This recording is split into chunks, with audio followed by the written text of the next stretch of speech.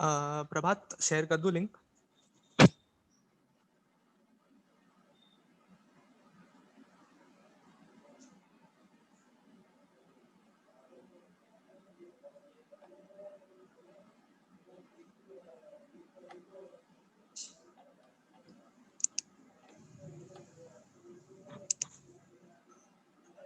Hello प्रभात, share कर दूं link?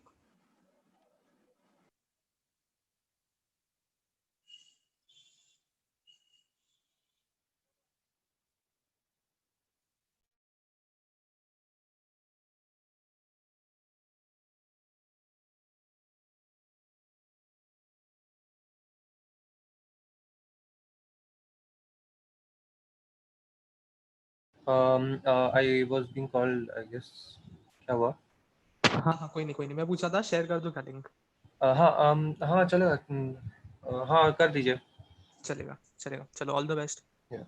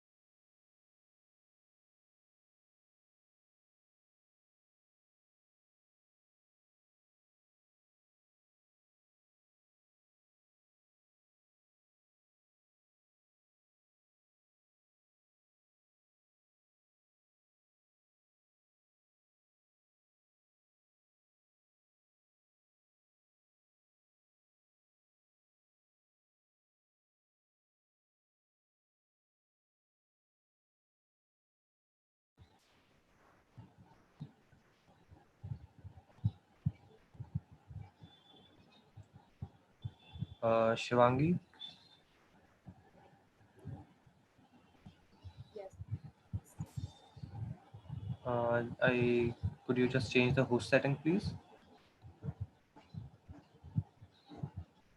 The host setting Yeah. on the quiz Sorry. over here. Where do you want me to change it? Shivangi? Yeah.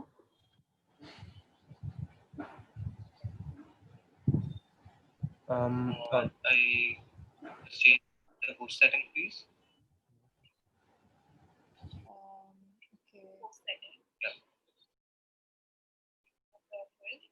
Sorry. Over here. Where do you want? Shivangi. Yeah.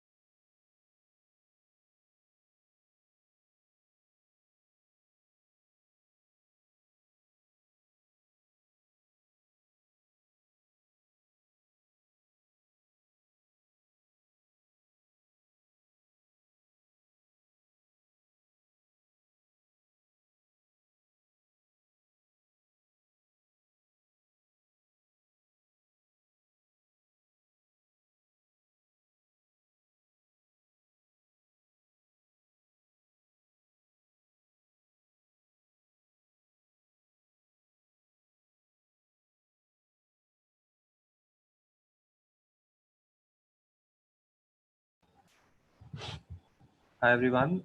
We are just waiting for a few more people to join, and we shall start in a couple of minutes.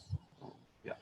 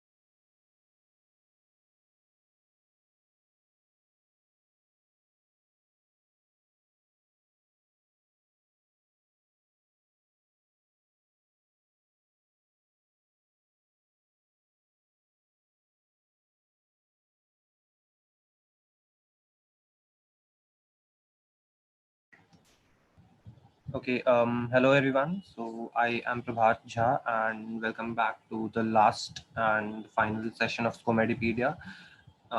In this session, which we would be discussing the cases and on the gastrointestinal tract and the gastrourinary tract.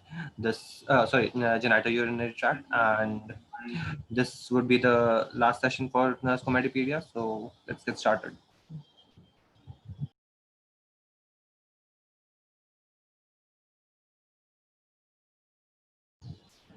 Can I have Devam to start with the slides? Yeah, so just a second.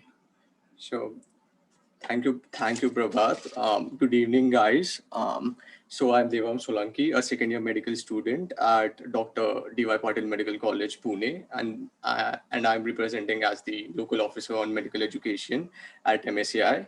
I believe that today is the last session for the not only for the Gutsy week, but also for the whole month-long event, SCOMEdipedia.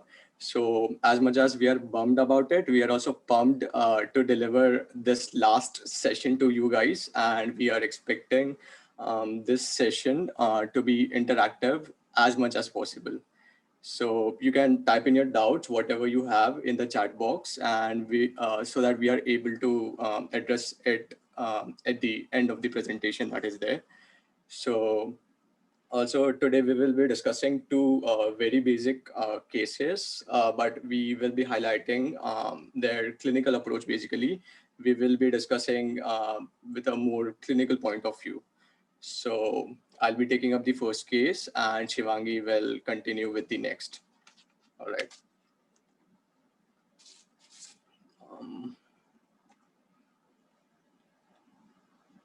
Okay, so this is your first case. I'll read out for you.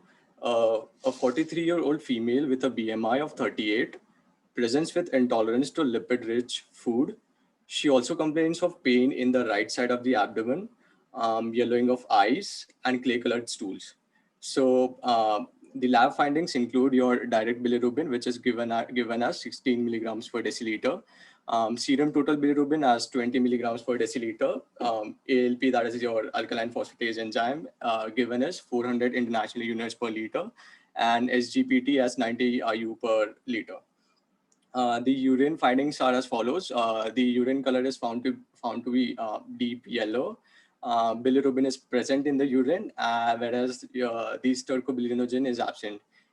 So here's your task to find to help Dr. McDreamy and to find the probable diagnosis and what other enzymes are likely to increase. So you can type it in the chat box. Type it in the chat box. Just a second. All right. So, okay, I see people forming the diagnosis, but before jumping on to conclusion, we will analyze the data systematically first. So we will interpret the data systematically. So BMI, coming on to BMI. Yeah. Okay, great. So coming on to BMI, BMI here is given as 38, I suppose. So here's a question. What do you infer about the lady? As in, what do you infer with the BMI that is given, which is 38?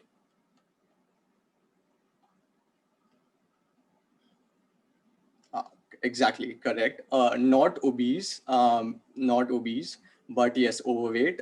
People writing overweight are correct. So the lady is basically overweight. Coming on to pain, the statement given, just a second. The statement given here is that she complains of pain in the right side of the abdomen. It is important to note that the pain is localized in the right side of the abdomen. All right. So next is appetite. The statement given here is she presents with intolerance to lipid-rich food. So here comes the importance of analyzing the data carefully first. So it is not specifically related to lipid-rich food or specifically to fatty foods. It simply means that the pain aggravates upon heavy meals. So it aggravates upon heavy meals and it is not necessarily related to lipid rich food or your fatty or basically the characteristic. So also she complains of clay colored stools. Coming on to the lab findings, we will analyze among these factors. So coming on to the bilirubin profile, first of all, bilirubin, here it is given direct bilirubin. So what is direct bilirubin? Type it in the chat box. What is direct bilirubin?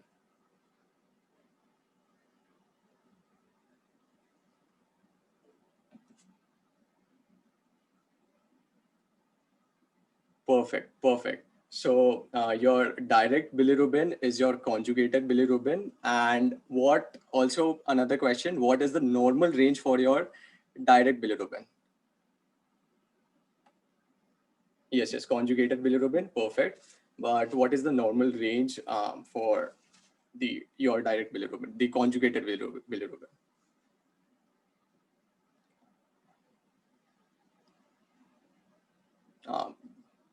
Guys, what's the normal range for conjugated bilirubin? 0 to 0.2. All right. So not waiting furthermore, it should be less than 0.3 milligrams per deciliter. So we can say that the patient is having conjugated, Shashri, yeah. So the patient is having conjugated hyperbilirubinemia. All right. So coming on to serum total bilirubin, since not to forget, it should be less than 0.3 milligrams per deciliter. Here, there is a stark increase in the direct bilirubin that is there. Here it is 16 milligrams per deciliter. So you can know the difference. And hence we conclude that the conjugated, the patient has conjugated hyperbilirubinemia. So coming on to serum total bilirubin, which is given as 20 milligrams per deciliter here. So what is the normal range for serum total bilirubin? Less than 1.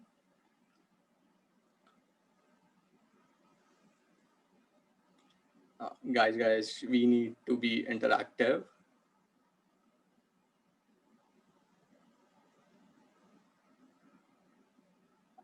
As far as I know, it is, yes, Shashri.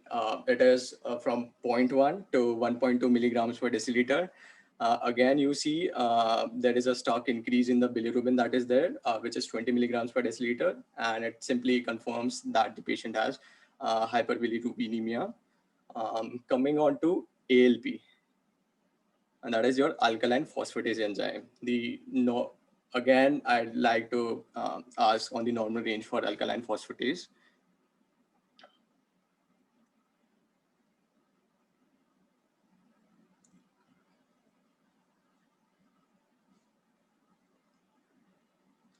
So the normal range for alkaline phosphatase enzyme is 44 to 147 international units per liter.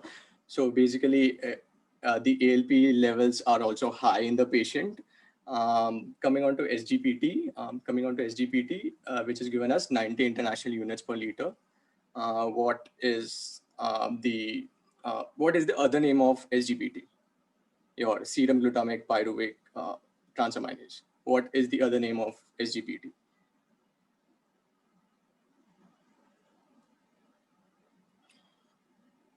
Yes, it is ALT, that is alanine transaminase, and not ALP. It is alanine transaminase. All right, so the normal range in males is less than or equal to 45 IU per liter. And in females, it is less than 35 international units, less than or equal to 35 international units per liter. So we can see that SGPT levels are also high. So can you tell me if the SGPT levels are high, what do you confirm? As in, what do you infer from it? What do you conclude based on the SGPT levels? What do you conclude?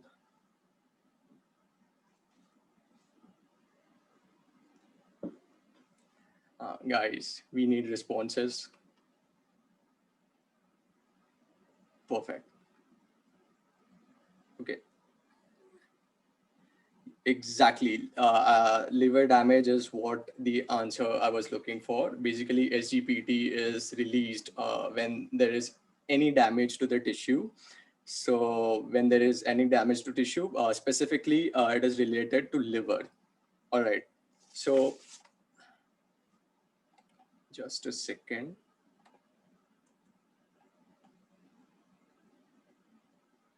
So after interpreting all these factors, all this data, can you form any diagnosis, and why do you say so?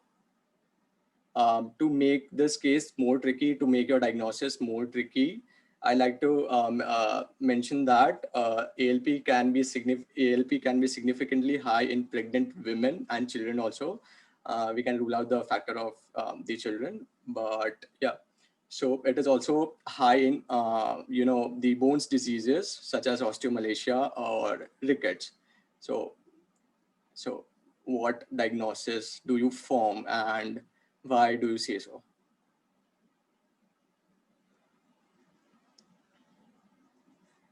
We just don't focus upon what did I say, what did I say right now about ALP. Just form your diagnosis. The patient is having, pale colored stools, classic factor of icterus, that is yellow eyes. Yeah. Yeah.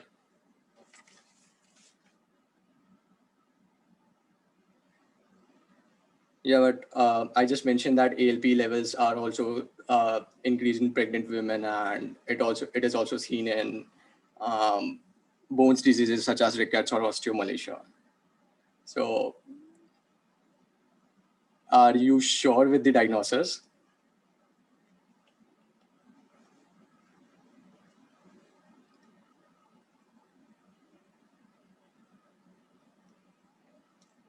Okay, not to confuse more. Yes, this is a case of obstructive jaundice.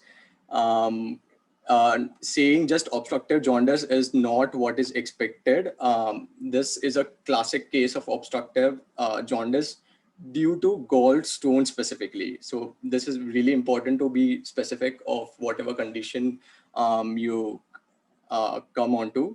So the patient fits with the classic criteria of gallbladder disease that the female gender, middle-aged, and she's overweight.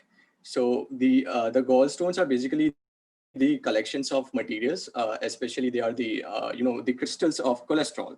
So in the gallbladder, so the movement of gallstones may cause pain. So pain develops when the stones pass from the gallbladder into the cystic duct, maybe the common bile duct or your ampulla of Vater. Ampulla of Vater is basically the opening in which the common hepatopancreatic duct opens into the second part of duodenum.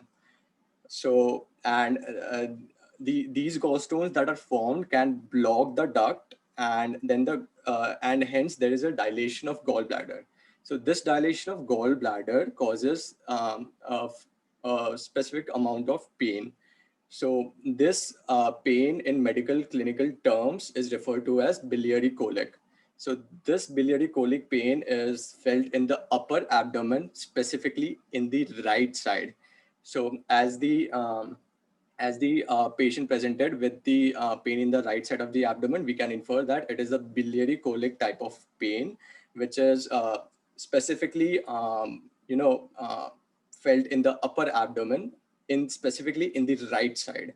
All right. So eating heavy meals can trigger biliary colic, but simply fatty foods that I said does not. So in this case, jaundice is simply not caused due to the overproduction of bilirubin, but instead it results from the obstruction of bile duct from the gallstones. So gallstones is necessary, as in not necessary. Gallstones is to be specified. So the liver regurgitates, the conjugated bilirubin, which causes your conjugated hyperbilirubinemia. Also, again, high ALP levels is a classic marker of cholestasis. Now, what is cholestasis? We will be discussing on that in the next part of the presentation. So yeah, ALP is a classic marker of cholestasis. So I just told about different the differential diagnosis, but just to confuse a bit, but yeah, ALP is a marker of cholestasis. So also slightly increased SGPT level is a classic indicative of post-hepatic or your obstructive jaundice. Also, furthermore, the diagnosis is supported by the presence of by the absence of stercobilinogen. Um, I would like to mention how is urobilinogen and stercobilinogen related.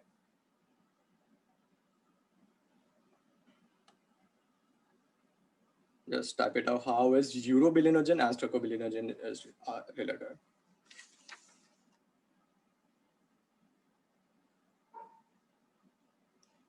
All right, so basically your conjugated bilirubin minus your glucuronic acid molecule that is removed by the gut bacteria is your urobilinogen, and this urobilinogen is excreted in the feces in the form of stercobilinogen. So stercobilinogen is responsible for the color of the stools, and if this stercobilinogen is absent, the stools appear to be clay colored. All right. So due to the same reason for obstruction stool, the clay colored, the stools are clay colored. So we will be discussing about the treatment and stuff in the later part. Also, it is important to now, just a minute. Yeah. So keeping the data the same, keeping the data as it is, if we rule out the factor of pain, what do you think the diagnosis will be? Either it will change or it will not change, and it will if it is going to change, so what it will be, as in keeping the same data, the patient having icterus plus your conjugated hyperbilirubinemia, but she comes with no pain. The patient is painless. The ruling out the factor of pain, can you like make the diagnosis?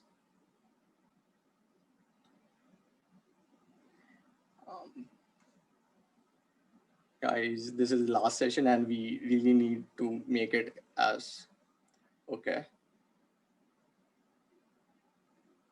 But do you think, yeah, same. But do you think the obstruction is caused due to the gallstones here, if there is no pain? Because as I mentioned that the gallstones are responsible for the pain. So if there is no pain, it will still. Oh, okay, perfect. Yes, it may be a cancer. So since the painless obstructive jaundice is related to certain tumors. The classic tumor related to obstructive jaundice, as we have studied in biochemistry, in biochemistry, is the pancreatic head carcinoma. So if the patient comes with all these symptoms, but ruling out the factor of pain, it might be the obstruction caused due to any tumor or any cancerous obstruction that is there. All right. Here it is also important to note that there were no comorbid symptoms. Comorbid symptoms are that are ones when two or more conditions are presented at the same time. But obstructive jaundice can be also secondary to diabetes mellitus, your hepatitis, and the periampullary masses. So periampullary masses are basically your tumors around the ampulla of water. So yeah, so that is when that is when the importance of a more clinical approach is essential. That is all your history, taking examinations and confirming the lab findings, and which we will be discussing in a few minutes.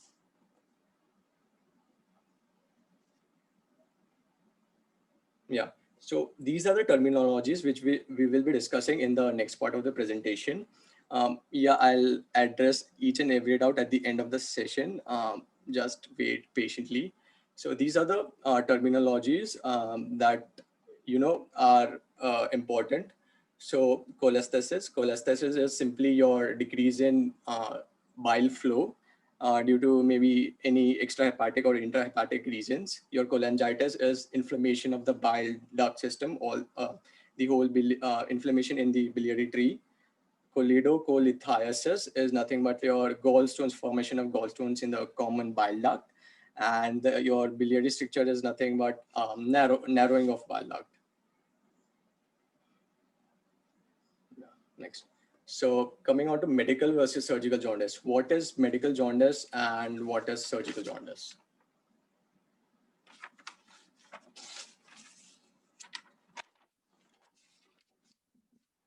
Just a minute. What is a medical jaundice and what is surgical?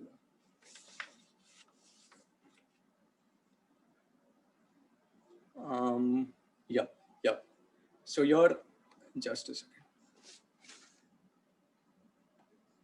Your medical jaundice includes your prehepatic jaundice and intrahepatic jaundice, and your surgical jaundice include your posthepatic or we call it as obstructive jaundice. We will not go much into details as it was done the previous day. So coming on to surgical jaundice. So this obstructive jaundice is suspected over the the pre and intrahepatic jaundice in these following scenarios, that is history of abdominal pain and fever, painless jaundice with weight loss, pruritus. Pruritus is nothing but itching and clay-colored stools. Conjugated bilirubinemia, hyperbilirubinemia is seen, and an enlarged gallbladder or abdominal mass is considered to be an advanced disease of obstructive jaundice. So distinguishing surgical jaundice from medical jaundice is just the first step in the diagnosis and treatment. The post-hepatic obstruction can be located in several different areas of the biliary tree and can be due to a variety of benign and malignant pathologies that are there. So these are the benign and malignant causes and that I have mentioned here. So benign are cholelithiasis, your formation of gallstones, Miriges syndrome. Miriges syndrome we will discuss in the later part of the presentation as well. Your bile duct stricture. Bile duct stricture is your narrowing of bile duct as we discussed earlier. Malignant pathologies include your pancreatic, which may be solid, cystic, cholangiocarcinoma. Klatskin's tumor is a classic example of cholangiocarcinoma. Ampulla of Vater, basically your periampullary masses that are there.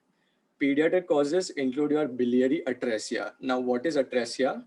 Atresia is nothing but in that an orifice or the passage is closed or absent. Basically, this is an congenital abnormality. So iatrogenic cause. So iatrogenic basically means it is related to any illness caused by any medical examination or treatment. So there may be common bile duct injury following your laparoscopic, the laparoscopic cholecystectomy. Also, your hepatic artery injury, and that is the ischemic stricture that is caused from the cautery or hepatic artery injury. So these are the benign and malignant and pediatric and iatrogenic causes for the post-obstructive jaundice. Coming on to the importance of these, that is the history, physical examination, lab test, and imaging study. Distinguishing between the medical jaundice and the surgical jaundice, sometimes it might be really, really difficult. So it is extremely important to obtain a thorough history and physical examination to help distinguish the underlying pathophysiology of jaundice. So coming on to history. So basically, as we know that the history of presenting illness should elicit a wide range of possible symptoms associated with jaundice. So the symptoms include obstructive jaundice often produces pruritus, your pale stools, dark colored urine, as we saw in the case that the urine was deep yellow colored, and it might be associated with cholangitis or your intrahepatic cholestasis. So these are your secondary diseases and symptoms that are there. Also, therefore, detailed, the past medical history and social history are really warranted. So the risk factors for gallstones and possible cholelithiasis are really, really important to obtain when we are taking history. So also the risk factors are includes obesity, female gender, and age more than 40 years. So all these criteria was fulfilled by the lady, as in the case that we discussed earlier. So social, coming on to social history. Social history should include the current and past alcohol consumption, as well as the risk factors for transmission of viral hepatitis. So for the risk factors for the viral hepatitis are intravenous drug abuse and the tattoos. Coming on to physical examination. All right. So it is really necessary for the examination to be taken place in well-lit room, as in the jaundice is most apparent in apparent sunlight. And as we know that you are able to see the icterus only when the bilirubin levels are greater than 2 to 3 milligrams per deciliter. So it is important to carry out the physical examination where there is more apparent light. So a thorough but focused physical examination can help to narrow the possible causes of jaundice. So the physical examination for jaundice should include the general examination, your pickle that is there, and abdominal as well as rectal examination. So so these are the terminologies. These are the umbrella terms that we should know, as in the examiners expect from us. So Charcot-Striade include right upper quadrant pain, jaundice, and fever. That is if this is the Charcot-Striade, and if the patient comes with all these factors, they are indicative, he or she is indicative of obstructive, that is post-hepatic jaundice. Coming on to Reynolds number, right upper quadrant pain, jaundice, fever, hypotension, and altered mental status. Coming on to Murphy's sign, the Murphy's sign, as you might know, um, is positive if the patient experiences the right upper quadrant tenderness. So, and he or she stops breathing upon inspiration as the gallbladder moves down in contact with the examiner's hand. So this is suggestive of acute cholecystitis. Coming on to Courvoisier's sign or Courvoisier's law. Courvoisier's sign or law is nothing but the enlarged, non-tender and palpable gallbladder in patients with obstructive jaundice due to tumors of the biliary tree and the pancreatic head. So the tumor of the pancreatic head is classic and is indicative of obstructive jaundice, right? Sclera rictus, as we know, it is due to hyperbilirubinemia and is seen only when the bilirubin levels are more than 2 to 3 milligrams per deciliter. Okay, coming on to caput medusae. Caput medusae are nothing but your distended, engorged, superficial epigastric veins that are radiating from the umbilicus. As you can see, the superficial veins are radiating from the umbilicus. This is your umbilicus, and the veins are radiating, and this is due to portal hypertension that is there. So coming on to rectal varices. So these rectal varices, these are basically your submucosal thickenings, basically the dilation of your submucosal vessels and the backflow in the backflow in the veins of the rectum as the blood shunts from the portal system to the systemic venous system due to portal hypertension. All right, these so sclera rictus, caput medusae, rectal varices, your palpable gallbladder, all is seen under examination. All these are indicative of the post-hepatic jaundice, that is your obstructive jaundice. Lab test, as we know that direct bilirubin is high in obstructive jaundice. which causes basically conjugated hyperbilirubinemia. ALP is also increased. The additional point that is there, that it is leukocytosis. So there is leukocytosis seen in obstructive jaundice, particularly while seeing the blood picture. All right, coming on to imaging studies, we will discuss imaging studies in the following points, that is ultrasound, your MRCP, ERCP, PTC, and your CT abdomen. So yeah, ultrasound is the gold standard imaging study for evaluation of the gallbladder. It is able to identify the dilated intrahepatic and proximal extrahepatic bile ducts, including your common bile duct.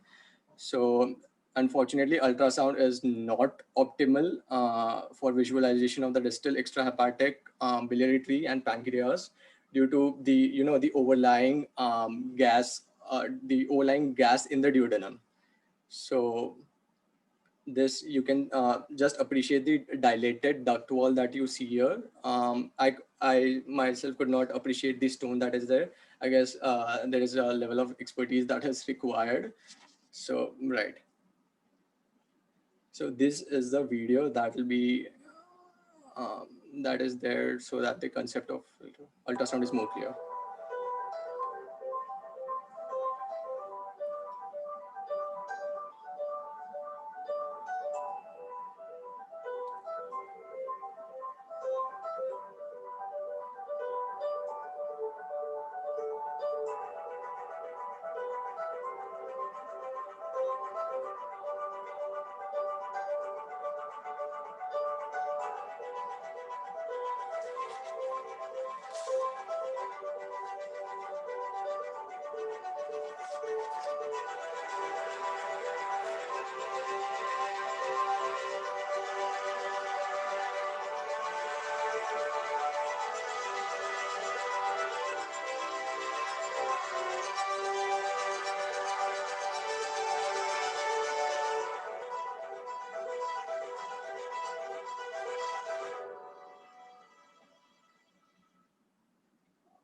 Okay, I hope so. It was interesting. Also, now coming on to ERCP. What is ERCP? ERCP is basically your endoscopic retrograde cholangiopancreatography. I'm sorry for the mistake here. It is actually endoscopic retrograde cholangiopancreatography.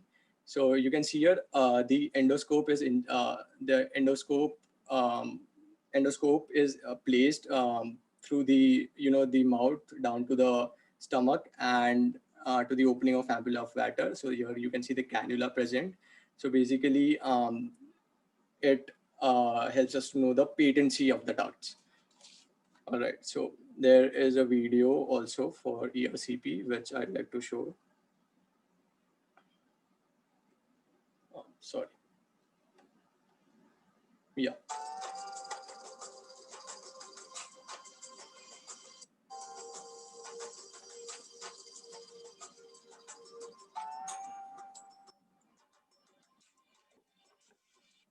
This video will add to your knowledge described in previous videos about cholelithiasis, cholecystitis, and pancreatitis.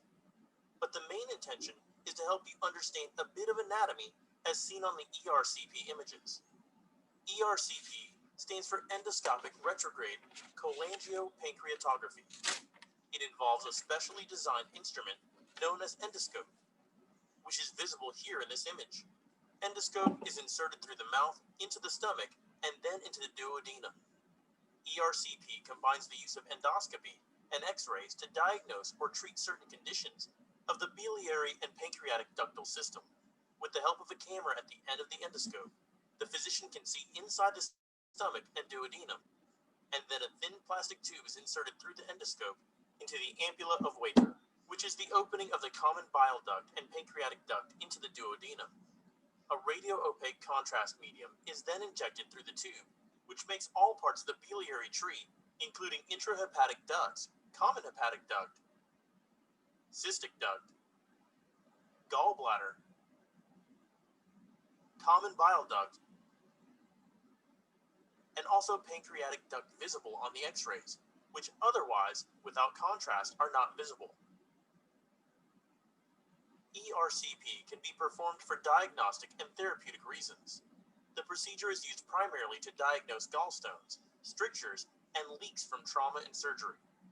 It is particularly useful to help patients in case of obstructions in biliary system caused by certain cancers. Frequently, stents are inserted to relieve the obstructions to increase the quality of life. The procedure is also used to remove gallstones from the bile ducts.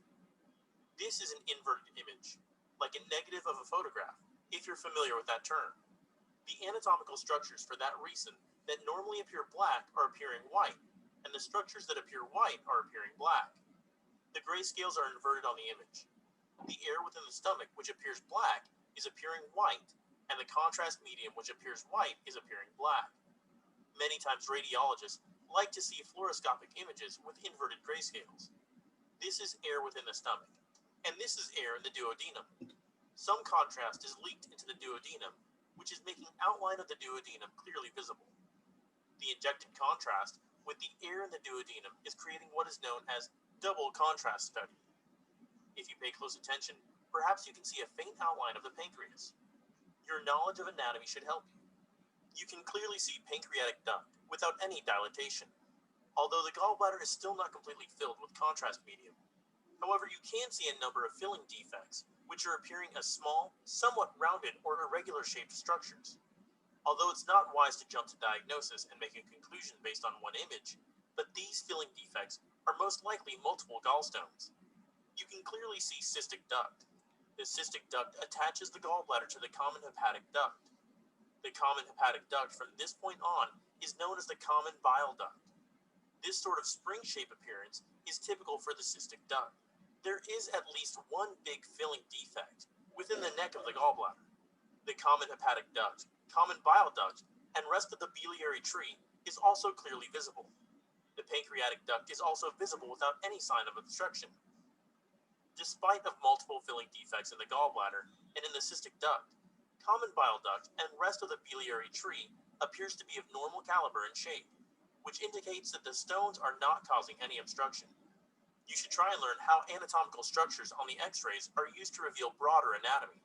For example, even in the absence of endoscope and contrast within the biliary tree, you should be able to identify that this is the 12th thoracic vertebra, because the last rib is attached to it. There is no rib on the vertebra after this one, so this is the first lumbar vertebra, which should clearly tell what part of the human body we are looking at. This is a photograph, not a radiology image, taken from the endoscope from a different patient. You can see the camera is within the duodenum. 2 gallstones are being retrieved from the duct with the help of this special basket, as they call it, which is able to trap the stones and pull them out into the duodenum, which relieves the obstruction caused by the stones.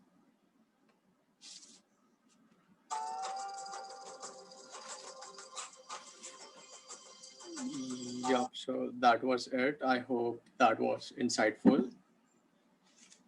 Oh, coming on to Middlesex syndrome. So your Middlesex syndrome is the rare condition that is caused by the obstruction of your um, common bile duct or your common hepatic duct by external compression from multiple impacted gallstones or a single impacted gallstone in the Hartmann's pouch. So here you can see the Hartmann's pouch. This Hartmann's pouch is basically, it is present between the neck of the gallbladder that is there and your cystic duct. The cystic duct comes from the gallbladder itself. So between them, it is the Hartmann's pouch. So any obstruction of the caused due to the gallstones in the Hartmann's pouch is classified as Middlesex syndrome. Coming on to CT abdomen. So the CT allows for a global assessment of the abdomen itself. So attention should be focused towards the masked lesions that is there in the liver, also your biliary tract or pancreas. So CT also allows the staging of a malignancy by identifying the lymph nodes and metastasis basically. So here is a clear picture of a CT abdomen. Here you can see the liver, the gallbladder and the stone that is there. The stent present here, and you can clearly appreciate the obstruction caused by the stone. All right. Um, Coming on to management of obstructive jaundice. So the first step in management of obstructive jaundice is based on the acuity of the disease, and the basically the clinical status of the patient, right? So patient with hemodynamic instability, coagulopathy, or any renal dysfunction needs to be quickly resuscitated prior to managing the specific etiology of the obstruction, right? So in the presence of cholangitis, often it is difficult to stabilize the patient until the obstruction is relieved and the source of infection is achieved. So there there are some algorithms that we need to follow here.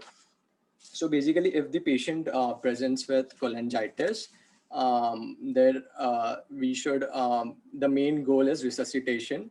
So we will focus upon the fluid resuscitation, correction of the coagulopathy that is there, and also the administration of broad spectrum antibiotics is done.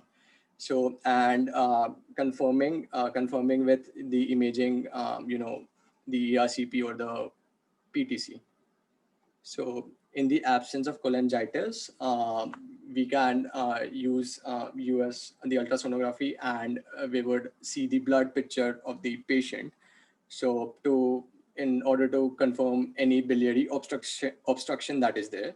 So also advanced imaging to identify site and etiology of obstruction if it remains unclear. So thank you so much. That will be it for me, and I'll now pass on to. घूमा तो और फिर मेरे को बोलना चल ले ये वाला नहीं घूमता है Shivangi. Hi everyone. Am I audible? Let me know in the chat box. Yes, Shivangi, you're audible. You can go ahead. Hi everyone, my name is Shivangi Rudra. I'm a pre-final year student at Stanley Medical College, and I'll be discussing the second case with you today. So this is our last case for today before the quiz links are sent to you. Okay, so I'll be reading the case first. So we have a 5-year-old child. He presents with swelling around both his eyes. His mother states that he was fine before he went to bed and woke up with swollen eyes in the morning. There are no changes in vision, conjunctival injection, or discharge. When asking about his past medical history, the mother states that he has been well except for a rash and sore throat 2 weeks ago, which she treated at home. On questioning, she said that the rash felt like sandpaper to touch and has now resolved. Given the likely diagnosis, what are you most likely to find on a urine dipstick? Okay, so first of all, this is a two-step question. So first, we're going to have to figure out what the most likely diagnosis is, and then we're going to have to think about, okay, yeah, here's a picture of the patient. We see periorbital swelling. Yeah, so first we're going to have to diagnose the patient, and then we're going to have to think about what we're most likely to see on a urine dipstick. So what do you guys think the diagnosis is?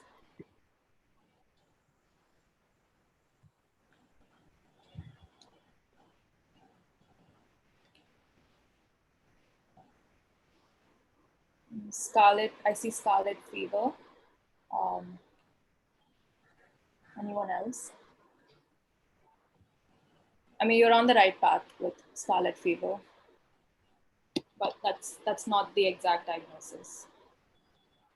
I see chronic renal failure. No, it's not chronic renal failure, I'm sorry.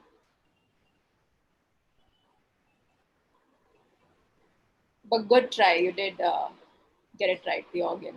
It's a renal disease. Acute glomerulonephritis, that's correct, but what's the exact name for this condition based on the history?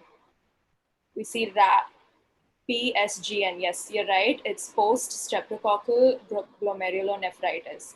So the person who said scarlet fever, this is what happens after a group A streptococcal infection. So what happened, like in the history, as we saw that the patient had a rash, which felt like sandpaper, and a sore throat 2 weeks ago. So mostly what happens is that in a GAS or group A streptococcal infection, it'll take place, and 2 to 6 weeks later, we'll get to its complications. So in this case, obviously the patient is having swelling around his eyes, which means that the patient is losing certain things in their urine, and I'm gonna need you guys to answer. What do you think is gonna be found in the patient's urine dipstick? So before you answer, I'm gonna talk a little bit about a urine dipstick. So urine dipstick is a test. It's very easy to do. It comes in a little package. They're going to be little strips with reagent squares. So as you can see over here, the first one is leukocyte. There's urobilinogen, blood, specific gravity, pH, everything, glucose, the important markers. So there are going to be reagents on the strip. So I'm going to tell you the procedure. First, you're going to wash your hands. You're going to don your apron and gloves. You're going to confirm the patient's name, which is very important. I feel like in Viva, we always forget this, and the examiner's always like, did you check the patient's name, hospital number, and date of birth? So never forget, you have to do that. Then we do a normal physical examination. We check the color, we check the clarity, we check the urine's odor. Then we move on to the dipstick test. So first we're going to look at the packaging. We're going to check if it's not expired yet. We do not want to use an expired dipstick. Then we're going to remove the dipstick from the container. We're going to put the container lid back on, very important because the reagents could oxidize. And then we're going to insert the dipstick into the urine sample, make sure that it's fully immersed. We remove it immediately, and then we tap off the excess, and we place it horizontally on a piece of tissue. Remember, we have to place it horizontally because we don't want the reagent squares to mix. And the dipstick container will have the different timings for all the tests. So I think the maximum is 2 minutes, which is for the leukocyte test. And the rest usually takes around anywhere from 30 seconds to 60 seconds. So you're just gonna have to wait 2 minutes, and the box comes with all the colors where you can match and see. So if you find glucose, you can just like check with the colors and see, okay, this patient has glucose in their urine. You can check with the little pH squares and find out, okay, the pH is so-and-so. So I want you guys to tell me what you think you're gonna find in the urine dipstick for this patient.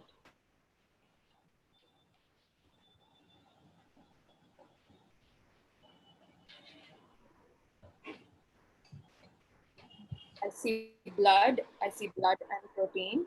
Yes, you're right. We're gonna find both blood and protein. So there's gonna be proteinuria and hematuria. All right, you guys wanna tell me why we find both blood and protein? Or how you know why it's both blood and protein?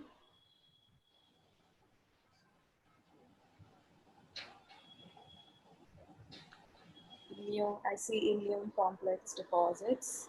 Well, yeah, that's what causes injury to the kidney. So you will start losing both proteins and blood. So this is a nephritic syndrome. So we have to differentiate between nephrotic syndrome and nephritic syndrome. So over here, because we find blood in the urine, we know it's nephritic syndrome. But also from the clinical history, it's quite easy to come to the conclusion that yes, it's group A streptococcal disease. So I'm going to go through each and every sentence of this case with you and tell you why it's important.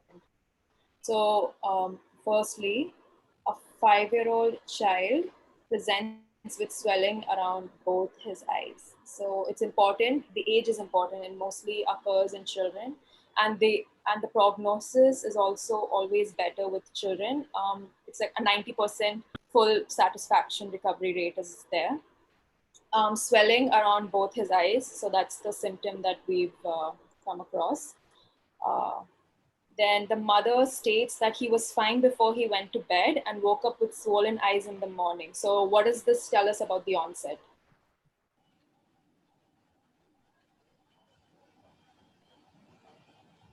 It's acute. Yeah, so this is a very abrupt onset case. So in nephrotic syndrome, what usually happens is that there's a buildup. So the edema will build up slowly.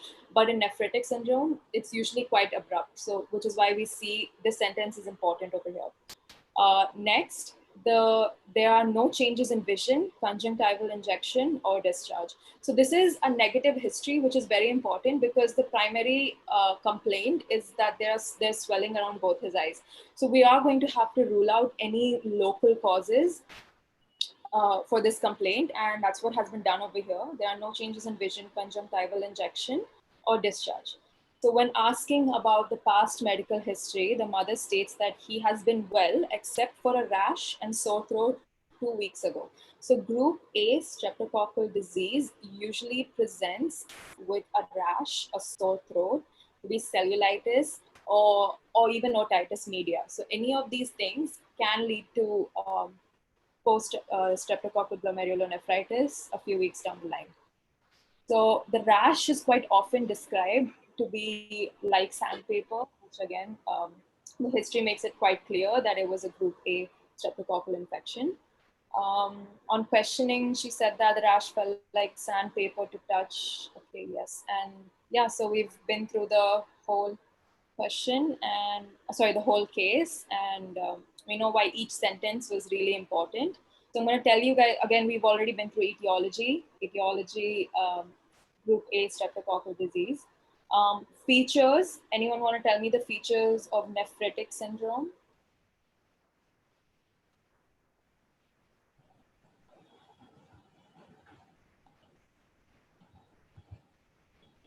It would be great if you could differentiate, like just a few differentiations between nephrotic and nephritic.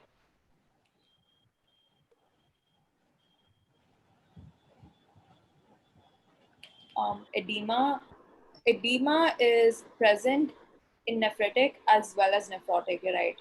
But edema is much more marked in nephrotic as compared to nephritic. This is because in nephrotic syndrome, there is much, much, much greater protein loss than there is in nephritic syndrome. Very unlikely that nephritic syndrome would cause protein loss to the same degree as nephrotic syndrome. Anything else other than edema? Blood in nephritic, yes, that's the main differentiating factors that we're going to find hematuria in nephritic syndrome, but we're not going to find it in nephrotic usually. So it may or may not occur in nephrotic, but it's much, much, much more pronounced in nephritic. I guess Aniket has raised his hand. Sorry? And Aniket has raised his hand to answer, I guess. Oh, it's okay. It's okay. Oh, it was by mistake. Okay.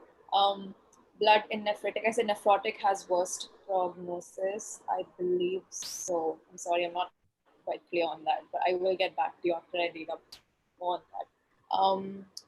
Asymptomatic. Yes, actually, a lot of nephritic syndrome cases are actually asymptomatic, but in this case, because we were discussing a case with symptoms and everything, we obviously had to go through more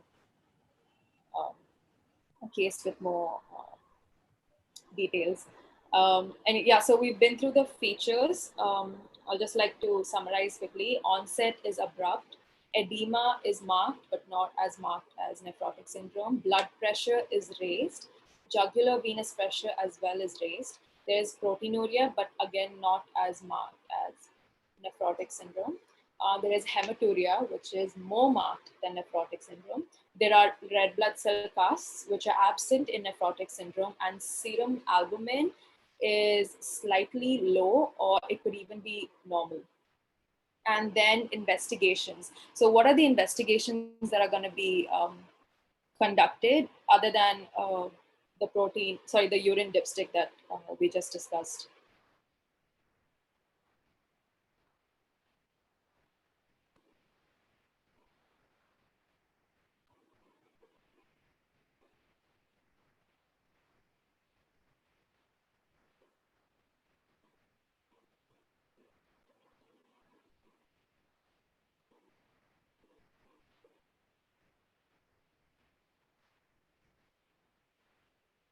So we're going to have a full CBC complete blood count. We're going to have the kidney function tests done, of course. And then we're also going to have someone said microscopy. I feel like if it's very clear from the history, we're not going to do something super invasive. What do you mean? Do you mean by microscopy? Do you mean like a biopsy of the kidney to have a look at what's going on inside? Or do you mean microscopy to see the casts, the RBC casts? If you mean RBC casts, then yes, that's what we're going to do. That's not invasive at all. So we're going to do a urine analysis, and I'm looking for a very specific answer to group A streptococcal disease though. What test tells us about group A streptococcal infection? Anti-streptolysin, yes. We're going to do an ASO titer, which will confirm that the patient has had group A streptococcal disease, and it's also going to rule out any other differentials. If there's any, a shadow of a doubt, it's always better just to do an ASO, and we're going to have a answer right there. Now, management, the last part is management. Management, firstly, we're going to tell our patient to limit their sodium and water intake because the osmotic pressure is decreased, and because of that, there's fluid collecting in the tissues, and we don't want that. We want them to decrease the fluid collection. So if they have high blood pressure, we're going to make sure that they're given, if it's very high, if it's not managed by the diet alone, we're going to be giving them loop diuretics. Again, their potassium will have to be checked in such a situation. Again, if the hypertension is very, very severe or there's encephalopathy present, we're going to be giving them vasodilator drugs like nitroprusside, nifedipine, and hydralazine, and antibiotics to lower the stress on the kidneys. So it's going to be penicillin, unless they're allergic, in which case there will be an alternative used. But it's usually penicillin G, I believe, which is used. And yeah, that brings us to the end of the session. Thank you so much for joining us. We'll be sending you the pop quiz links soon, I believe. Just shoot us your doubts. We are here.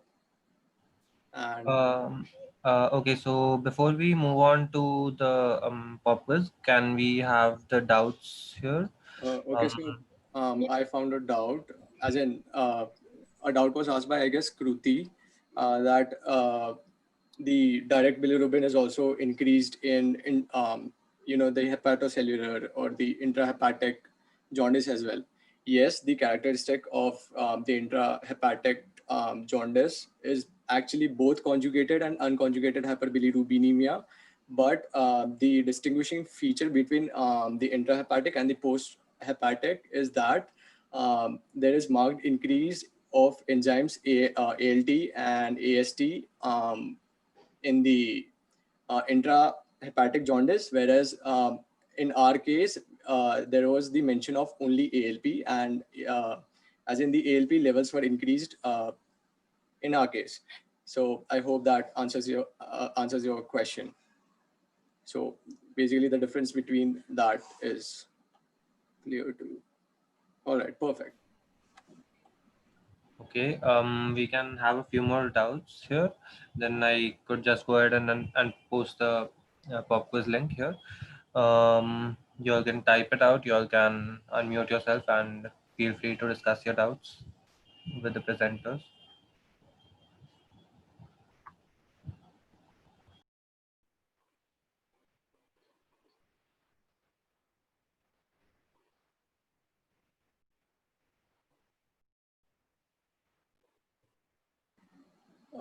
I guess I'll send the link to the video in the group if that's fine.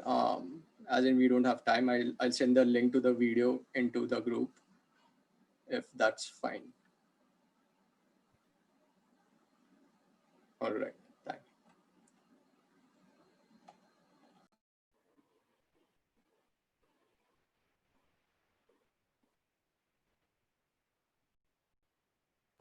Okay. I see none. So I'll just move ahead and paste the link here. Just give me a minute.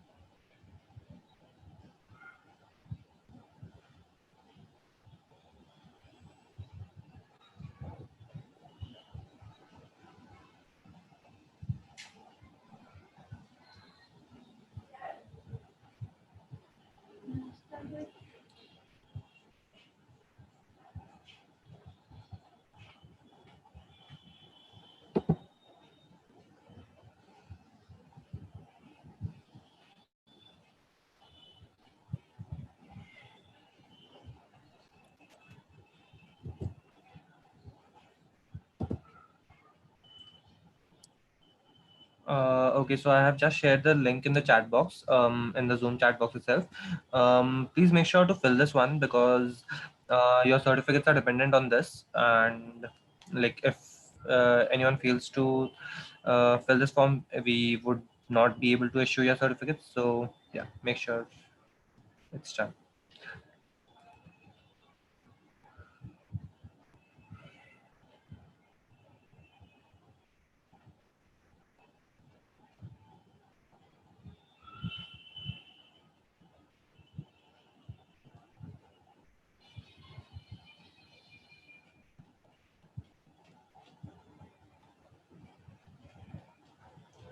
And guys, once you have filled the form, you are free to leave the call.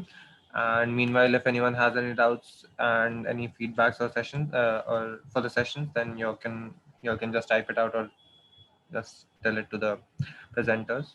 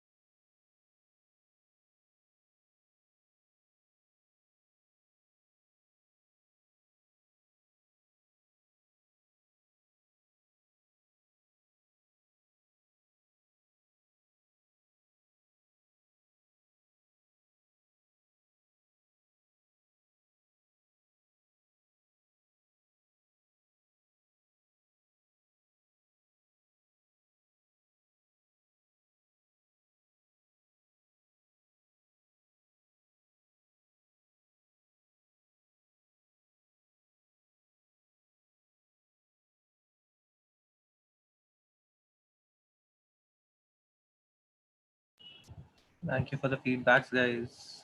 Thank you. It means a lot. Our Lomis have actually worked really hard for this, and we really hope you'll like the sessions.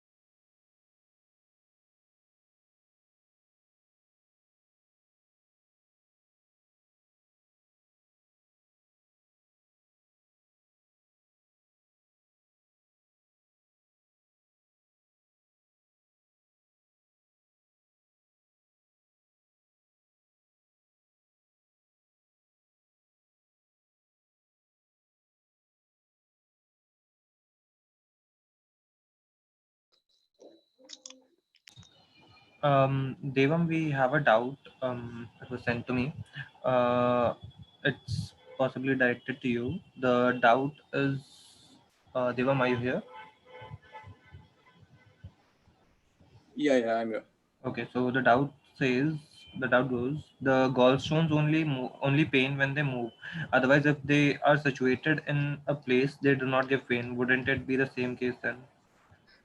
No, the presence of gallstones would create a sense of pain, as in the gallstones are itself creating damage to tissues. So, hence, this damage to tissues will lead to an increase of SGPT levels. And basically, there is a dilatation of gallbladder. So, this dilatation will definitely cause pain. So, not only if the gallstones move to the cystic duct, that was just the example, but if the gallstones are present wherever in the biliary tree, it will definitely cause pain because at the end they are causing damage to tissues. I hope that answers their question. Great, great. Thank you so much, Devam.